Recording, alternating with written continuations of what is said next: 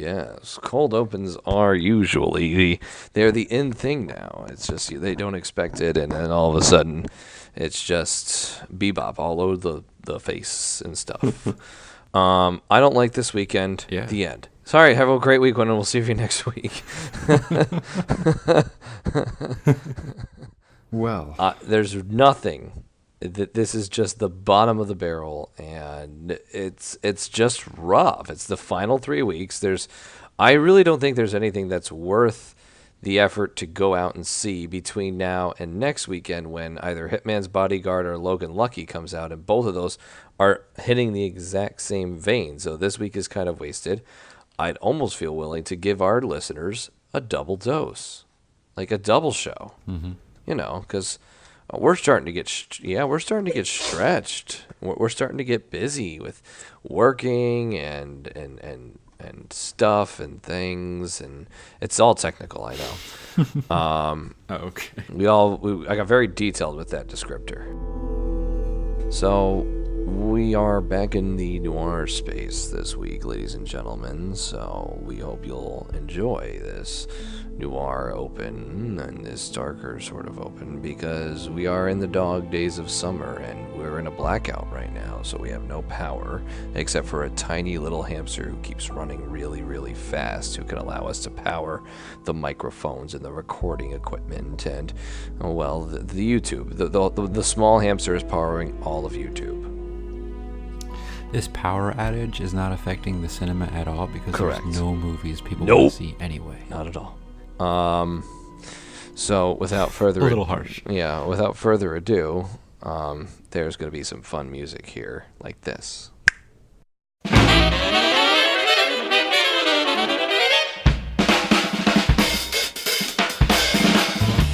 Who doesn't love movies? If you don't love movies like we love movies, you're wrong. The sports ball people have their fantasy leagues, but what about us film nerds? The Fantasy Movie League was born.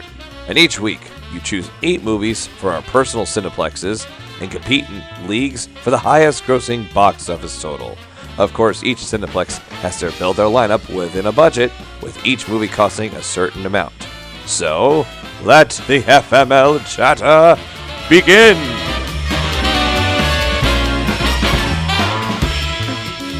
And that's how you open a show, kids. So, welcome back to another... With a snap of your finger, Yeah, that's how easy it is to put in music. Yeah, you just... And there's music. That's how the world works. I think... Isn't that what they were supposed to tell us, how La La Land? You just snap your fingers and there's people dancing on 405 like it's just their job. It's amazing. So, last week, there were movies that came out. What do you think of La La Land? I would say La La Land was a plus in all things of consideration. I enjoyed it. So, that was nice. That was fun. I liked that. That was cool. Other than that, can't really say a heck of a lot else. And sadly, we might actually have to do a hard stop because Box Office Mojo just went down. I have it open. Yeah, but I'm trying to click a majig around, and our secret database. Oh, okay, it came back. Okay. Our uplink to the FBI. Yeah, I thought the internet broke and stuff, but it didn't and stuff. The schedule went down. Oh, the schedule's back. It's broken because Al Gore is busy promoting his new movie, so he can't maintain the internet with his mental energy. Clearly, we're really in this point where with 3 weeks to go, you're seeing me get pummeled each and every week because I don't know how to pick movies anymore. But no one's doing well because the cinema's not doing well. There's no money being made. The cinema's not doing well. Is... No one's doing well. It's a lose-lose all around, and it's unfortunate because there's a great film like Dunkirk out right now, and it's just in this weird doldrum cycle where it's in the hazy post-drunkenness of the Spider-Man, Wonder Woman, Guardians 3-month riot that's been going on. Now we get into August, and there's really nothing to capture the attention and the desires of the cinema-watching North American public. Well, okay, so Dark Tower was supposed to be the standout of last week. Yeah. But I don't know if that book series is adaptable. to the screen. Right, and I'd never heard of it until we talked about it last week. I had heard it's Stephen King's like a long-running series, and I've done a little more research since we talked last week, and it's really interesting. It's metafiction, in which Stephen King isn't a character in it, and the characters eventually have to save him so he can write the book that they're in. Like, it gets very complicated. What? And yeah. You lost me when it actually involves Stephen King, but that's fine. He's a character that they have to save so he can continue writing. Does he make story. like Stan Lee cameos when it's like really legit and cool and like, oh man, it's Stan Lee? No, he's like a character and he interacts with. So them. is he like the Matthew McConaughey? It's a comment on fiction and pop culture today, and the end of the series. The last sentence is the first sentence of the first. It's far too meta. So nothing really gets achieved. It's far too meta for me, man. I don't know. That sounds too heady for me. Well, that came out last week. Seems fascinating. Yeah, it came out as a movie last week, The Dark Tower, to only $19.15 million in weekend gross. And when you think about Dunkirk, is on its third week, and that almost made that much at 17 million. Right, and it's adding theaters. It added more theaters last week, which was cool. Yeah. But I don't know if it's going to continue to add theaters. Detroit, of course, since it became a wider release, did have a jump from double its last position at 16 to 8, but at 7 million, it disappointed in the box office figures for sure. Yeah, it needs to make up that $34 million budget, which seems to be a high price. I know. For a small film like Detroit. I know. Who knows? Maybe it's Anthony Mackie, the Falcon, making him pay him a lot. Clearly, it's Anthony Mackie and John Boyega asking for all of the monies. That's probably what it is. Who knows? Number 2, as you mentioned, Dunkirk. Emoji down 1 spot. Girls Trip down 1 spot. Kidnap coming in at number 5, double-digit $10 million premiere for only 2,300 theaters. That's pretty good. Probably won a lot of folks their week because it was the bonus performer of the week. Who would have guessed? Halle Berry. She would have. Not us. Nope. 959 perfect Cineplexes, which is apparently the most popular of the thousands and thousands of players out there. Picked 3 Dunkirks and 5 Kidnaps, and that was your recipe for success this weekend. Yours truly did not follow that recipe and obliterated himself with 2 Dunkirks, 3 Detroits, a Baby Driver, and 2 Wonder Ladies. And I wonder where my head was. It really wasn't that bad, but it wasn't good by any means. But we're all in agreement. It's just a ugly. You still have a healthy lead. I mean, I'm fortunate that I have some kind of lead, but it's just because there's no blockbusters to dethrone me. I mean, my lead has been cut into the tens of millions instead of the hundreds of millions. I know. So I'm very upset with myself. Standings as of week 10 finish. Gone with the Movies did finish last week with the number 1 cinema. So congratulations to my wife, who I applaud Jennifer. and blows applause to the audience from afar, and then does something I cannot mention on the podcast. Wow. She had 4 Dunkirks, an Atomic Blondie, a Big Sick, and she even picked the liberal film from our staunch Southern woman. That's an interesting choice. Interesting. It was cheap, she said. Okay. $81.9 million. Strong strategy there from Gone with the Movie Cinema to pick up her second win of the season. Star Tours Flight 1401 was edged out by my wife, so unfortunately Ray only pulled in $80.2 million. Spock's truly 74.9. I'm going to tell him he got 75, so let him know he got 75 million. Good job, Spock. Rounding is logical. 2 Spocks, The Girls Trip, 1 Detroit, 1 Spidey, as you mentioned, 2 Apes, and the Al Gore Extravaganza. D-Money departed, missing in action, so they took 7 of her previous. Yeah, she remembered at 1 o'clock. Aha.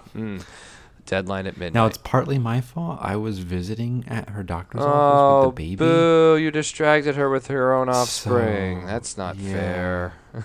Not sabotage on purpose, but a cute baby distracts all. Well, yes. I think my wife would agree that a cute baby would distract everyone Actually, from there doing was two anything cute productive. babies because There was her and her two? friend have babies similar age, so Oh, it was man. baby overload.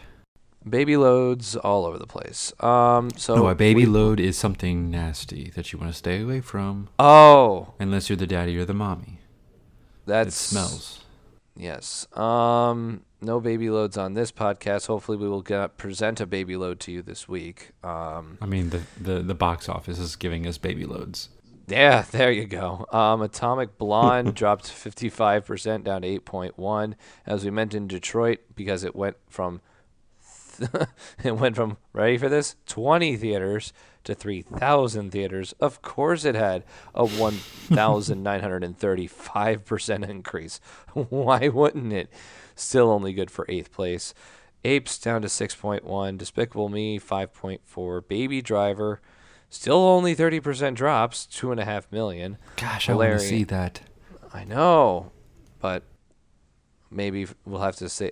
Speaking of saving for Redbox, we'll go into that towards the later end of the segment of our Disney pod. and Netflix. No, that's not what I was getting at. No, like literally, wifey and I picked up something from Redbox this week, and very yeah, good. we'll cover we'll that have to later. hear her review on Superbad too. Yes, maybe we will have a guest interview then with the one and only wife of Sola. Wife of Solo, yes, that would be interesting and fun. If you have a wife, then you're not really solo. Oh, I see what you did there. He said, honey, he said, if I have a wife, I'm not really solo.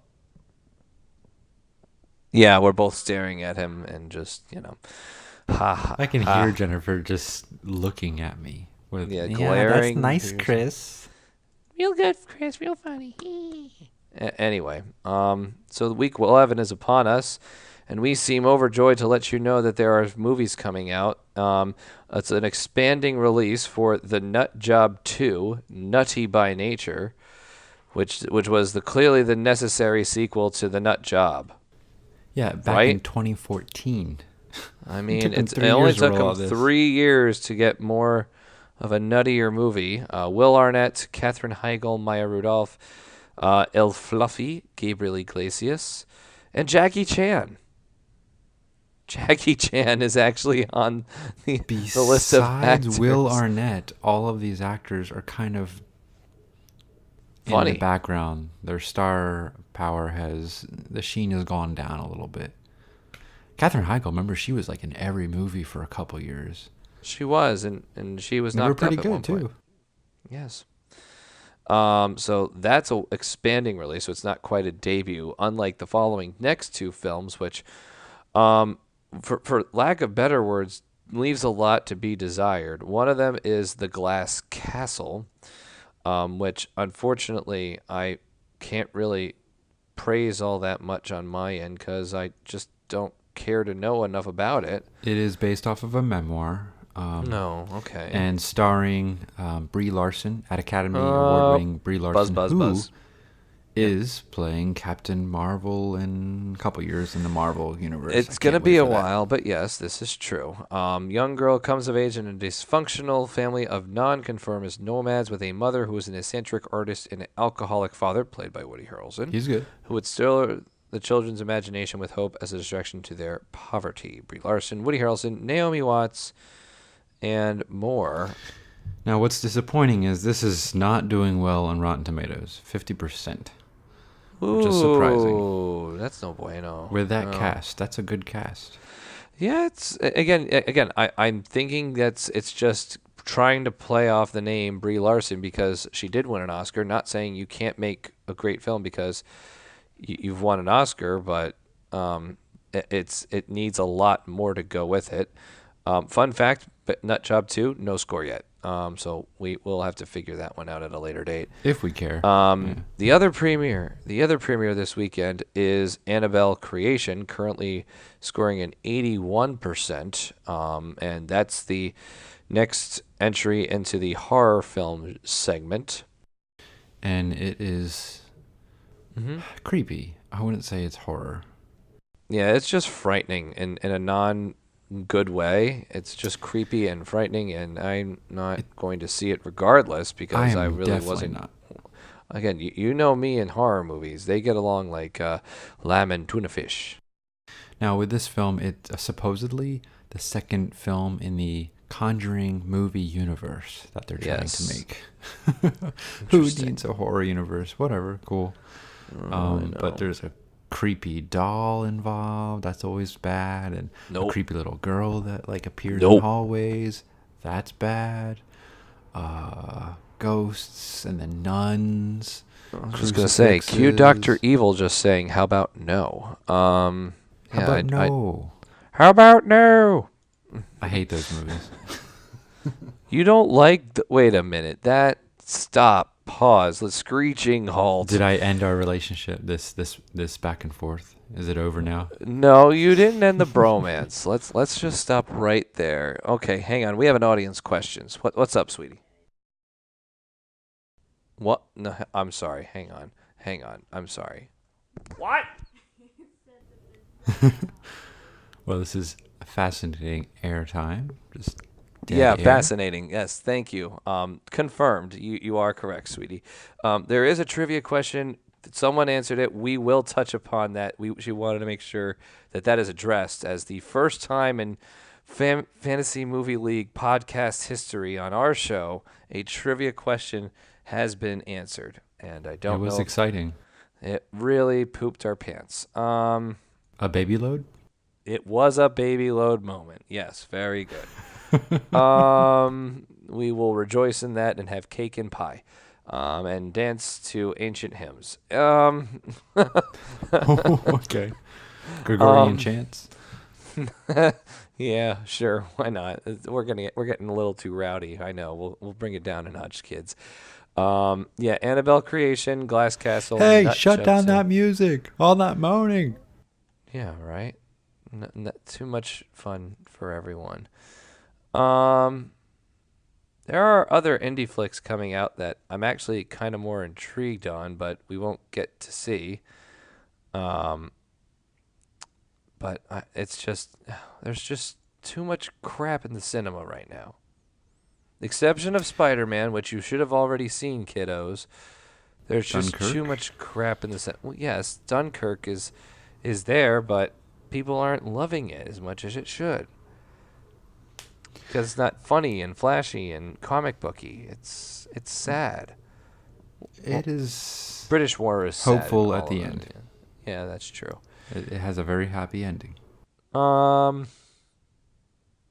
mean, despite all the death. Yeah, despite all the death, all of the deaths. Speaking of Dunkirk, go ahead and watch my review of it on the channel. Go watch. We approve. We like it. I've just picked my cinema, by the way. I don't know what else I'm going to do aside from this selection choicings. I don't like what I've chosen, but I don't have it. Before that, why don't we go into the question and the answer? Yeah, well, let's go to the succinct moment of the trivia question of the week, brought to you by Mellow Yellow, now featuring Mellow Yellow bottles camouflaged in Realtree Extra Camouflage, because the neon yellow label didn't tell you were drinking Yellow 5. Come try new Mellow Yellow, now with Realtree Extra Camouflage. Go to mellowyellow.com/shelfnerds to get a bonus Mellow Yellow drink. That's mellowyellow.com/shelfnerds. 86 milligrams for every 86 milligrams per 20 ounce of caffeine. Good luck with that, everyone. Oh boy. Okay, we're gonna Yellow lose 5. all 3 of our viewers now. Oh, so man. we should get to the jet. The good news is that it's less than 1% juice, just kind of like the trivia question. Less than 1% juice. While we asked you true or false, once again it was another true or false.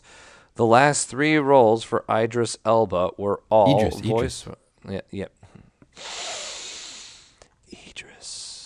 Idris Elba. Idris Acuna Elba. What a wonderful name. True or false? Last 3 roles for him were voice roles. The correct answer was indeed false.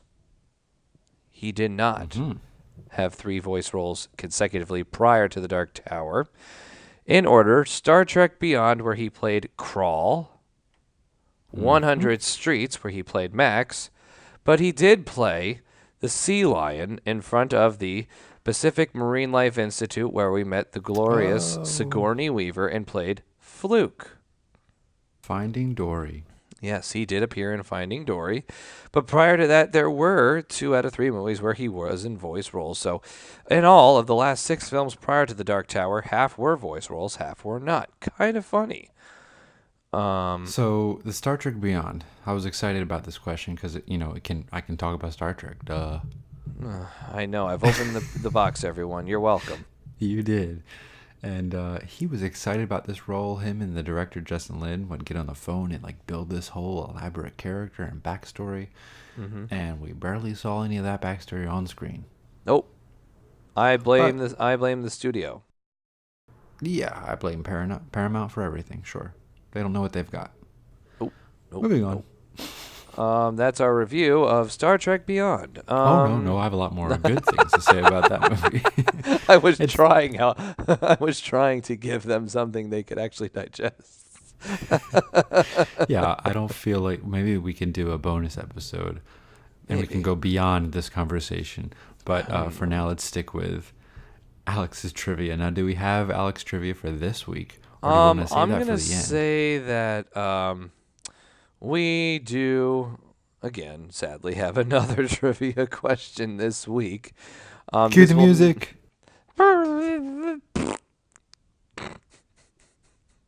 This is just, I think we're experiencing the baby load in terms of our effort level and the commitment level to It's sagging quality a little bit production. now. It's kind of hot and sagging. Ooh, let's not continue that imagery anymore. Hot and sagging. How do we not talk about these jokes with Boss Baby out earlier this summer? That's a great question. But that's because it wasn't a baby load of a movie. It was decent. It did well. It wasn't in a malaise of any kind of folks either busy trying to finish out summer and being on vacation and school and yes, I know. People, you have no idea how hard it is for us to get together now to do these. I know. And to edit these. I don't know how it's happening. So if you hear badness in this recording, it's because of my students. Blame the Church of Scientology. Oh, Tom Cruise? No. Tom Cruise has nothing to do with the Church of Scientology. He is innocent. I'm just saying, blame the Church of Scientology. It's L. Ron Hubbard. The Thetans. All the Thetans out there. Yes. Our trivia question this week does somehow relate to this so-called series of movies from the Conjuring series and Annabelle creation. So The Conjuring was a film, came out a little while ago. Please name the year of the original The Conjuring movie. And bonus, sweetie, I'm trying to give a trivia question. What? Now she says they're not part of a series. Are you kidding me? It's not the same Conjuring movie? Our production team is just letting us know that the Conjuring movie that came out and I'm trying to give a trivia question for has nothing to do with the Conjuring movie that I'm triviaing you about. Our crack research team is just... Okay, so all right, let's rephrase this. Let's not make a question on horror movies since we don't like them. It could be completely unrelated to the movies this week since they're boring. Yeah, well, here's the thing. The Conjuring series has come out with 4 different movies officially that were created by New Line, Saffron, and Atomic Monster Productions. The original work was The Conjuring, and what was the year of its original release? So that's what we're still going to stick with. We're going down in a heap of glory in that regard. Some have said that the franchise's success in Interlink films has led the media to make comparisons with the films to the Marvel Cinematic Universe by dubbing it the Conjuring Universe, with film critic and box office pundit Scott Mendelson of the illustrious film reviewing Forbes magazine calling the franchise the first successful post-Marvel cinematic universe. Sure, why not? Whatever. It's the only time you've ever heard this name until this movie came out this weekend in Annabelle Creations. So let's give them a chance. Why not? Hey, the horror people can have this. That's cool. I mean, If it's good, have let you it ever be good. stood outside the theater and looked at the folks lining up waiting for the premiere of horror movies? I'm usually behind the tent. They're still in their And postman uniforms. It's amazing. It's kind of no, I'm just kidding. They go straight from work. They still in their uniforms, and they're like, "Yeah, we're gonna go see that. Hey, did you get that bill or from the power company? Yeah, you better take a look at that, kid." I think that face and that voice sounded familiar in my head. Anyway, that's why we're in a brownout and a blackout right now. I have to light this lighter to make sure I can. Okay, there we go. Perfect. very good, very good. What are you picking this week? Great Commander Well, Spock. That is a good question. Did he ever make it to the rank of commander, by the way? Oh, he made it to captain and then ambassador. Oh, I failed. Yeah. Sorry. We need to do a bio discussion episode on Spock and Solo, on Spock and then Solo. Okay, so I think I'm gonna go Nut Job 2. I know. Then 3 Dunkirks, Mm-hmm. a Dark Tower, Girls Trip, Spidey, and Detroit. I am going against my usual train of regimented thought in avoiding the mass selection process, but I am bucking the trend for once, and I am going to select 6 Dunkirks, 1 Kidnap, and 1 Glass Castle. Fair enough. Because I don't know what I'm doing anymore. Glass Castle probably is going to be your bonus performer unless Kidnap continues on its wave of high ticket office numbers and whatnot. I think, again, I'm simply looking at Kidnap, and I'm simply looking at it and saying, Halle Berry, okay, sell. That's all. Sure. It's there. The Rotten Tomato score doesn't really support why it's doing what it's doing, but again, we're kind of in that serious sort of it's not fluxy doing area. anything amazing, but comparatively to I what's know. happening overall, it's doing okay.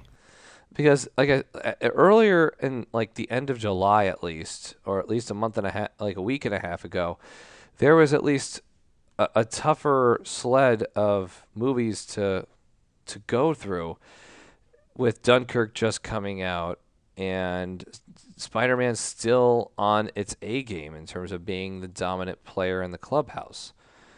I just can't, for the life of us, help you in these final 3 weeks. And next week's not even going to be any more fun because Hitman's Bodyguard and Logan Lucky are going after the same exact audience.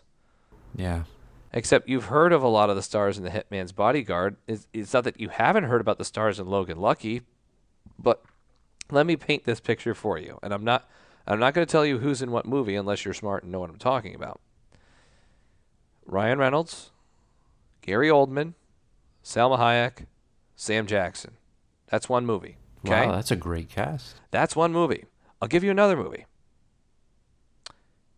Hilary Swank, Seth MacFarlane, Katie Holmes, Catherine Waterston, Adam Driver, Channing Tatum, Daniel Craig, directed by Steven Soderbergh. Another good cast. I don't know, and they're the exact same runtime. One's got an R rating, the other's PG-13. Okay, knowing those cast lists, who would you say has the R rating? It'll be the one with Adam Driver and Daniel Craig. Wrong. Really? Wrong, you know wrong, what? Hitman's wrong, Bodyguard. Yeah, I should have known. And it's Sam M. effing Jackson. Did you Yeah. ever see Pulp Fiction, y'all? I did, but he's in the Avengers. He's in non-rated And he R was a movies. Jedi. This is true. Yes, I have to bring that up. I'm with the sorry. purple lightsaber. That's the only condition he ever gave in order to be in the Star Wars. I want a different It's color true. lightsaber. It's true. That's I'm awesome. tired of these blue, green, and red lightsabers on this MFing Jedi universe that happened a long time ago in a galaxy far, far away. Say what again? Anything you want, Sam. Anything you want, Sam. Yeah, any color. Orange, Say what purple, again? yellow. I dare you. I double dare you. Say what again? Anyway, so yes, Logan Lucky has the PG-13 rating with Steven Soderbergh at the helm directing, Daniel Craig, Channing Tatum, Adam Driver, Catherine Waterston, Sebastian Stan, the UFC, now former UFC fighter, I guess. And he's also the Winter Soldier. Yeah, well, no, I'm thinking of a different Sebastian then. I'm sorry. Yeah, Sebastian Stan is indeed the Winter Soldier. Different Sebastian I'm thinking of. Apologies in advance. But yes, he is in the movie along with Hilary Swank, Seth MacFarlane, and Katie Holmes. No, I love Hilary Swank. Is it I the think smile? She's a great actress, an artist. She's not in much, so I'm glad she's in this. Hopefully, it's a substantial role. Her workload has dropped considerably since 2004. I mean, Million Dollar Baby has been the biggest commercial success she's ever been a part of at the box office until 5-6 years ago when New Year's Eve came out, and that did $54 million, and no one ever remembers. I mean, that I movie. show her movie every other year. Freedom Writers. Every teacher's there you go. big 2007 movie. So, yeah, Logan Lucky, Hitman's Bodyguard, those are the two big ones coming out next week. And we might as well analyze that because I'm going to project that those on a per-screen basis could probably be each $333. And that's not guess. fair. That's just... they could make one $350 and the other $320 because of the ratings. Mm-hmm. But and again, because of either the director or either because of the billing of the characters or the lack or substantial more amounts of marketing that have happened, I just that week is going to be tougher because you're probably going to want to throw two of those in your theater and then whatever finished second or third this weekend and load up on that. And let me go back to this week just before we look too far forward.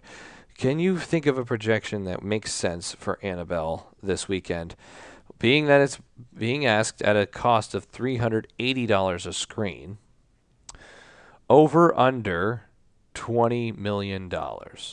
Under.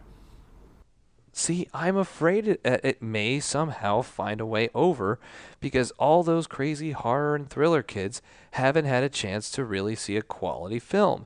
And if they're really excited about this and they want this whole Conjuring universe to be a legitimate thing, it could honestly blow up and it could get 22 or 25. I really think that's possible. I don't want it to be, but you have to kind of take the reality I just of it. think no one's going to the movies. I'm with you. In great numbers right now, no matter what is out, unless it's a giant tentpole movie. And they are saying that this Annabelle movie could potentially be that, but not nearly to the level of Spider-Man, not nearly to the level of Dunkirk on its opening weekend. I mean, you take a look back at Dunkirk. Think about it. Dunkirk in its opening weekend, it did. What was it? I'm trying to pull the number up off my head. It was a weekend debut of $50 million. Now, I wouldn't call 50. Dunkirk a tentpole, but I would call it like a blockbuster. Well, again, it's not a tentpole for its specific genre because it was It's another World War II movie. We need more of those. Right. Well, it was so far the largest world war that involved multiple nations at this point that was legitimate, and it was the British perspective. Oh, I on love it, so the that's movie, why so I'm not putting it down. Actually, Chris Nolan made that kind of joke about it. I was watching an interview with him about it. Mm-hmm. But it did bring, the British flavor to it. And 3,000 extras, all British and French. Well, they didn't have anything better to do. No, very little CGI. All the planes, real. The actors are Yeah. actually in the planes, in the cockpit, flying. The actors aren't flying. There's another pilot hidden, but Okay. it's amazing what they did. Gotcha. Yeah, more thoughts on Dunkirk. You need to go So see it, man. Come on, I know, but get there's all this that thing Disney that's money out. happening.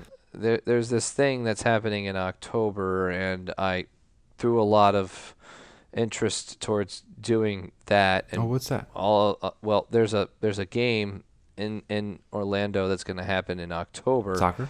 for the U.S. men's soccer team. Yes, Mm. and they are playing against the team from Panama to qualify for the World Cup. It's the last World Cup qualifier at home for the United Okay. States, and it's happening in Orlando. And I got tickets to go see that for myself and Okay. So Sparty you'll and stream Jen, Dunkirk. and This is yeah. a thing. Yeah. Which leads me to my other segment we want to talk about is what are we watching? Mm-hmm. You can go first Yes. with your Redbox selection. Yes, the red box selection my wife and I did over the week was the film from many moons ago, it feels like, but it was more recent than you remember. It was only 2016 when this movie reached the cinema, and it was the true story of well, we're going back to World War II again. Surprise, surprise, everyone. In November of 2016, this film eventually became an Academy Award-winning film for Best Film Editing. It also won an Academy Award for Best Sound Mixing. It took the Critics' Choice Award for Best Actor in a Leading Role, along with the Screen Actors Guild Award for Outstanding Performance by a Stunt Ensemble. Yes, that one. I'm talking about Hacksaw Ridge. Oh, I wanted to see this. So, wifey and I saw it on the Redbox. Highly recommended for the wonderful price of $2.17 as a Blu-ray selection. If you can afford such luxuries in your life.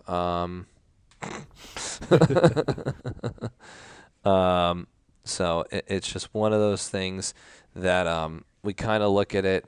We saw it. We're like, oh, that makes sense. We wanted to see it way back when. And we're going to see it, and we're going to have a good time watching it. And we did. We enjoyed it.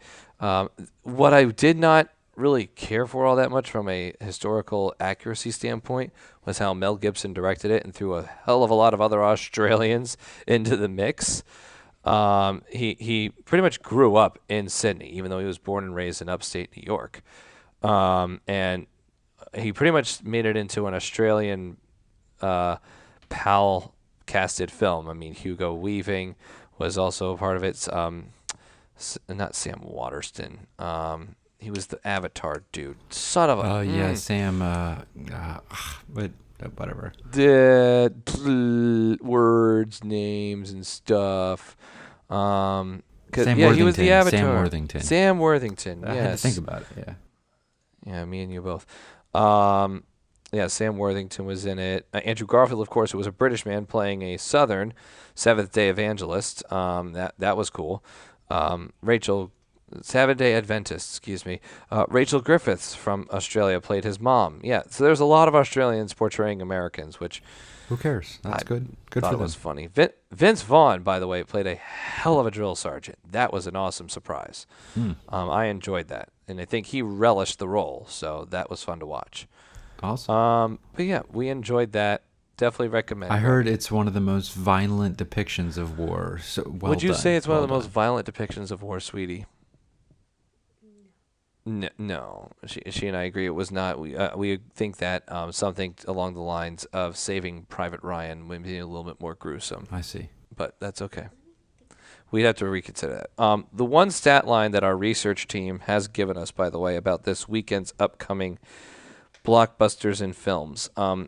In week 14 last year, you may remember that there was a movie that came out in week 14 last year's summer season. So, yes, we're going back to 2016 again. Get in our time machine with us. And let's look at week 14 last year. Towards the end of the summer season, there was a horror movie by the name of Don't Breathe. Okay. Vaguely remember this. Yes, 2016. Stephen Lang, who played the crazy army dude from Avatar, connecting more dots together for your Oh gosh, I have movie things to say connection about game. that. Ugh. He was the And worst it part of actually, that movie, and now he's back for all 3 sequels. I Somehow, know. but he was killed. Spoilers for We're Avatar. going. I know we're going down a rabbit hole. So it did $26.4 million in week 14 at the cinema. Week 13 of that same year had before it Suicide Squad, Jason Bourne, and others at the cinema. Oh, I think Ben-Hur was a premiere that particular weekend somehow, some way, along with Kubo and the Two Strings, but it still couldn't overtake I Suicide love Squad and Kubo. Sausage Party. What such a great movie. War Dogs was also a premiere in week 13. So again, we kind of look at this weekend and that weekend, and both are kind of sitting in this weird pattern here in week 11, where there's nothing really stellar coming out. Because week 11 last year, you did have the split Friday, Saturday, Sunday premiere for Suicide Squad. There's no movie like that coming out this weekend from Warner Brothers or DC or any other cinematic comic book universe. I see. So, tough sledding. For sure. Tough sledding all around. Talking about sledding, and we live in Florida. Oh my goodness. The water sled while it hurricanes. Yes, it's hurricane season. There you go. Bring on Franklin. What are you watching, by the way? Well, Let's go back to that. I What are haven't you been watching? doing a lot of watching with pre-planning, with teaching and all that stuff. Gotcha. But I haven't watched anything new. But of course, Okay. I'm always watching Star Trek. So I watched Deep Space Nine 2-parter, and Were there any Ferengi involved? very little, just in the first 8 minutes, and then. I mean, that you was could it. have lied to me and just said no. Would have made me a lot less annoyed. Actually, you but know what? whatever. I forgot. There's a lot of Ferengi in it. Yeah. Okay. You learn to love 'em. So, Spock is watching his homage to his own people. Wonderful. Yeah, I can't think of much else to recommend this week. We didn't even did we? Yeah, I gave you my cinemas: The Six Dunkirks, The Kidnap, and The Glass Castle. I think is this going to count for 2 weeks here? Or are we going to touch in? Yeah. Are we going to touch in next week? Just a little something. We might just to say like, hey, sorry, we screwed you up again. Let's not screw you up this week. We hope, and we'll have one host pick one movie, and we'll have the other host pick the other movie, and may the odds be ever in our favors. I think that's what we should do. Oh gosh. That would be fun. We're coming up to the end of the summer season, so I think something's going to change with our setup. Yes. But we still want to be putting something out weekly. So we'll take suggestions. What do you guys want to hear out there? Do you want to hear movie reviews? Do you want to keep up the FML chatter? I may not be able to do it every week. Maybe just a solo show with Solo. I see what you've done there. His wife can jump in there. I don't know. Yeah, that might work. There's plenty of There's options. space on the ship for us to operate in this manner. So, if anything, we just want your input. And here's just the idea that came to my mind. I know she listens at work. Why hasn't your sister joined the league? Well, last time I asked, she said she's afraid of being exposed as inadequate on the air. No. But I said we're No. not going to do that. We don't do that. Nope. I mean, I We've guess been we did. tame in I terms guess of- we did say that Danielle, forgot to post this week. And Right, and we just mentioned she forgot. It doesn't mean her level She of sucks. ability to do anything is lessened, or she's not a better human being than all of us, and she's saving lives. No, it's just it happens. Life gets in the way, So and cute babies, giving baby loads. exactly. Yes. So hopefully this isn't a baby load. Should we have some kind of incentive for people to join and or answer the trivia question? So your wife won. What does she get? Don't say Oh. you. She gets you every day. No, she does. Yeah. I think the winner of the trivia question will have either host who has closer access to that particular prize winner. The next time they go to the movies, get the free snack of their choice. Whether it is something like a box of Bunch of Crunch, or maybe an upgrade to their popcorn or drink selection. So you'll buy her a treat. I always buy them anyway. The hell am I talking about? Out of the money Yeah, that you does. both put into account. So basically, she's buying it for herself. Yeah, we're buying our own snacks for ourselves with our own money. Yeah, I know. It's real hard fought on that one. Maybe we'll do a review of a movie of their choice. We'll is that review risky? a movie of their choice with the exception of The Scarlet Letter, right? Is that a good prize? Oh. I can feel the pain in all ends of the spectrum. Yes.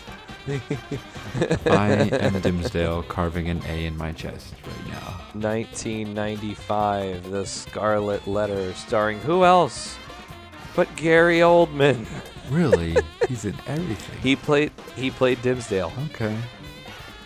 Well, Demi Moore as Hester Prynne, Robert Duvall as Chillingworth. I mean, I've heard that this adaptation is good, actually. I mean, the better portrayal of the Scarlet Letter was done by Emma Stone, if you ask me. Easy A. So, yeah, that's what the research team came up with too. I love Emma Stone. Ever since Zombieland. Man, we could talk about Zombieland. It's a fun movie. Yeah, if anything, just Google Emma Stone and Marie Claire right now, and you can thank me later, boys. It's kind of funny. It's cute what's going on with that, but we'll save that for another episode. We thank you so much for joining us for the Week 11, Week 10 review and preview. We made it to over 40 minutes. Oh man, I thought we were done at everyone. like 21. Oh man, we stretched this one out unnecessarily. We baby loaded the last 26 minutes of this. This thing. is totally true. Golly. On that stinky note, why don't you tell them to enjoy themselves? Where are they going to enjoy themselves? Hopefully, in their own private time or with loved ones at the movies. We'll see you there. Please silence your cell phones and watch your head and step as you've experienced the baby load of movies this weekend. We'll see you next time. Is the load so heavy that they have to duck? It's just low-hanging fruit. I'm sorry. Oh, that's gross.